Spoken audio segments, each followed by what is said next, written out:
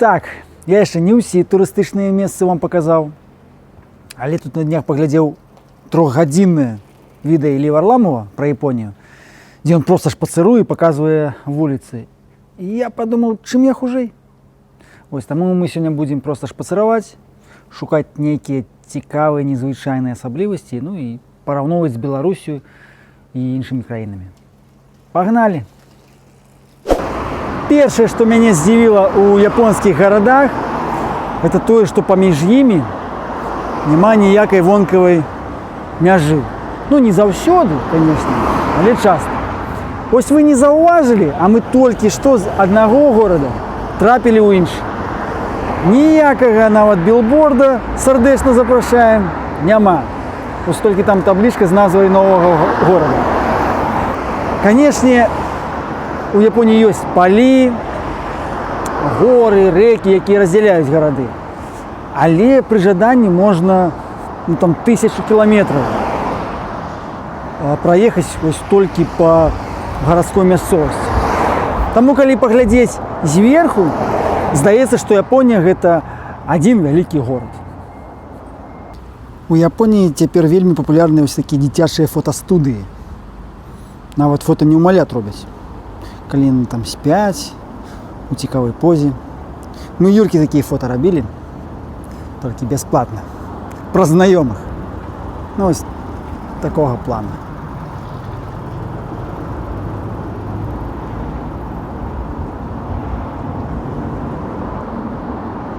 А вось там,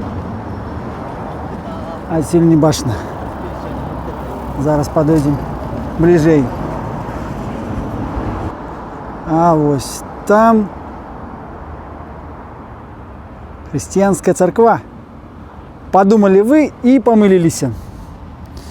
Гэта вясельная зала. Амерыканская культура захоплівае Японію, але японская культура моцна супраціўляецца. Часта адна частка вяселля ў заходнім стылі праходзіць з белай сукенкай, вэлюмам, там падзячнымі лістамі, абменам кольцамі, а потым маладыя іх бацькі перапранаюцца ў кімано. Ці наадварот.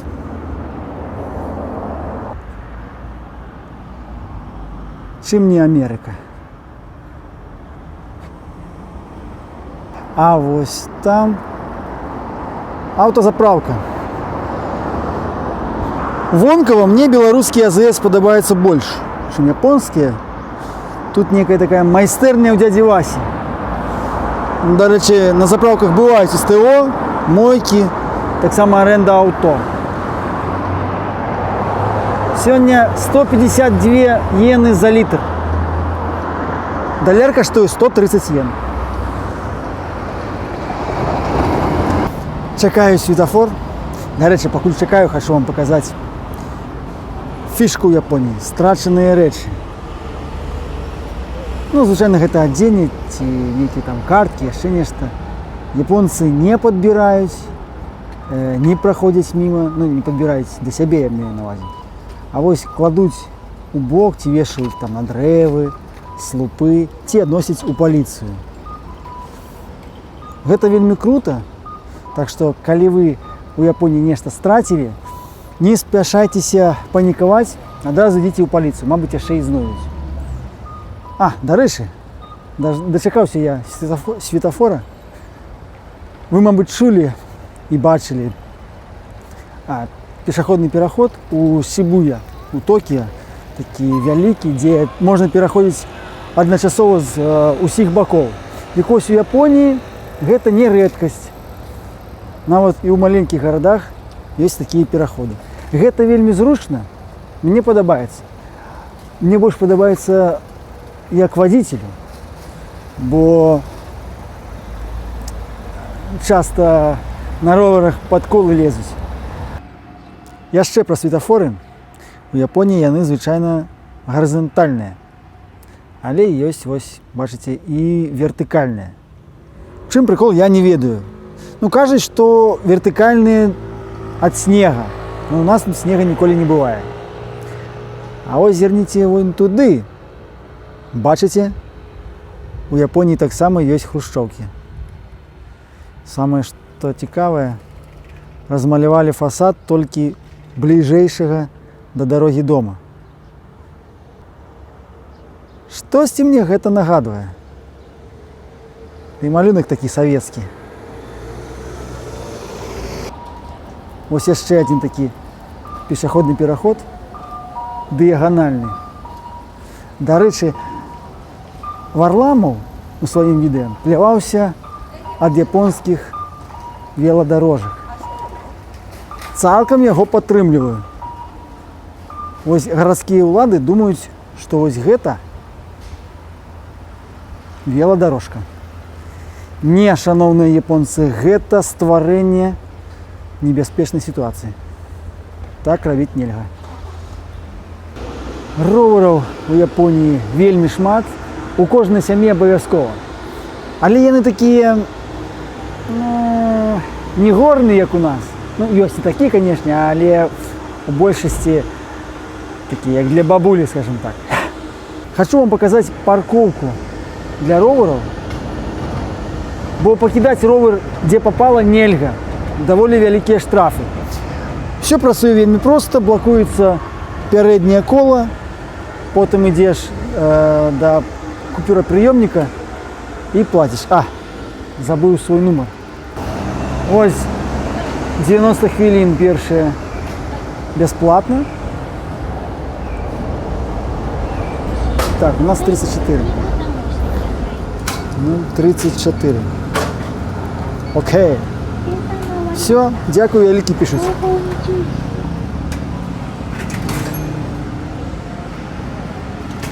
Так, нам не сюди. Жонка глядзіць. Нам сюди. А вось гэта аўтапарковка. Таксама схема простая. Вы ставіце тут машину і праз прыкладна хвіліну-дзве падымаецца вось такі блакіратар. Нажимаете свой нумар і вам показываю, колькі плаціць трэба. Ёсць паркоўкі без блокіратараў. Просто стаіць камера і фіксуе ваш нумар і час. Як вы думаеце, навошта тут вісяць вось такія сеткі? Бываюць жоўтыя, бываюць сінія, блакітныя. 3, 2, 1. Все, вы прайгралі. Гэта месца для смецця. Кожны квартал выкідвае смецце толькі ў канкрэтным месцы і ў канкрэтныя дні. Все гэта пакрываецца сеткамі ад птушак. Але не скажу, што гэта дапамагае. А вось што крута, дык гэта смеццявозы японскія. Рэальна вельмі чыстыя і выглядаюць быццам новыя. Яшчэ ў Японіі ёсць фішка замест 1, 2, 3 гадзін ночы пісаць 25, 26, 27. Я так разумею, гэта ў якасці рэкламы. Каб кідалася адразу ў вочы і людзі глядзелі, што гэта за памяшканне такое. Вось гэта ў нас масаж. Вось я вам казаў, што паміж гарадамі няма палёў. Яны, канешне, ёсць. Але прыкол у тым, што яны ёсць і ў саміх гарадах. У дварах. Вось вы можете сябе ўявіць, каб у вашым двары было поле з бульбай ці цыбуляй. А ў Японіі збіраюць ураджай 2 разы на год. Таму увесь час тут такі пах не вельмі прыемны, трактары катаюцца. Мы жылі насупраць поля, я ведаю, што гэта такое. Вось яшчэ. Дарэчы, зверніце ўвагу, за полем могілкі. Некалькі метраў ад жылых дамоў. У Японіі гэта лічыцца нармальным. Вось яшчэ адзін двор, дзе замест дзіцячай пляцоўкі могілкі. Чаму не? Зямля вельмі дарагая, таму парковачныя месцы таксама вельмі маленькія. Вось некаторыя паркуюцца, складваючы бакавыя люстэркі. Бачыце? Ось тут нават ды гаража не хапіла. Бывает так.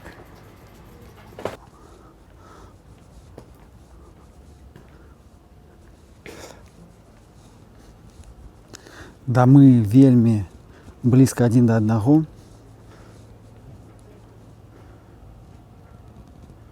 Што і не прасунешся. Дарэчы, адсутнасць зямлі каля дома не лішае японцаў права займацца, я не ведаю, садаводствам, кветкаводствам, як гэта называць. Вось паглядзіце, амаль кожны выстаўляе перад домам гаршкі з кветкамі. Мне гэта не вельмі падабаецца, бо нейкі такі хаос, усё абыякава, розных колераў, памераў, вось проста выстаўляюць, як лыжы на балконе. Але любоў да кветак я ухваляю. Варламаў у сваім відэа захапляўся ад таго, наколькі чыстыя ў Японіі выезды з будоўляў. Што любая будоўля адразу агрожваецца вось такой сцяною, можна самастойна сачыць за гукаізаляцыяй. Пры выездзе абавязкова стаяць людзі, які там папярэджваюць астатніх, што выязджае машына і гэтак далей. Усё так. Усё чыста, прыгожа, вось у нас такая вялікая будоўля. Але прыкол у тым, што нават перад будаўнічным плотам таксама выстаўляюць гаршкі з кветкамі. Ось тут, ось там.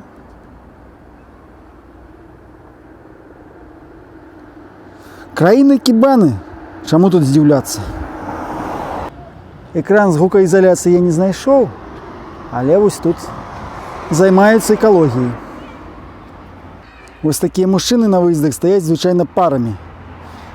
І калі на будоўлях ёсць патрэбнасць у такіх людзях, то на выездах з гандлёвых цэнтраў, казіно там, яны зусім бескарысныя, я лічу. Я так разумею, дзяржава проста дае працоўныя месцы пенсіянерам.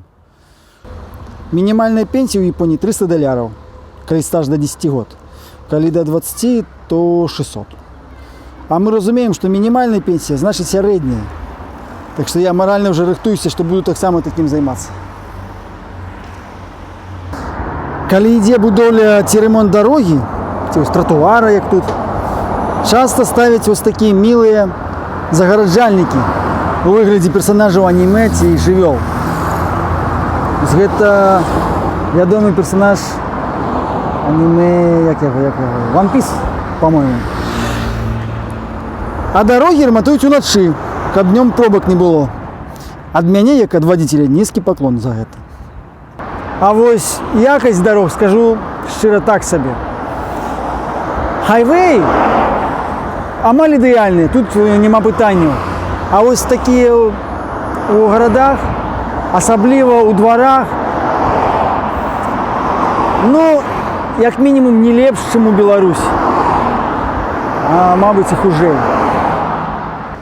У Японіі можна часта пабачыць вось такія буддыйскія алтары, і не толькі на тэрыторыі храма, а вось проста на вуліцы. Я не ведаю, ці ёсць у іх нейкі функцыянал, бо толькі некалькі разоў за ўвесь час у Японіі я бачыў, як падыходзілі людзі і маліліся. Ну, не тое, што маліліся, а проста слажвалі далонні ў малітву.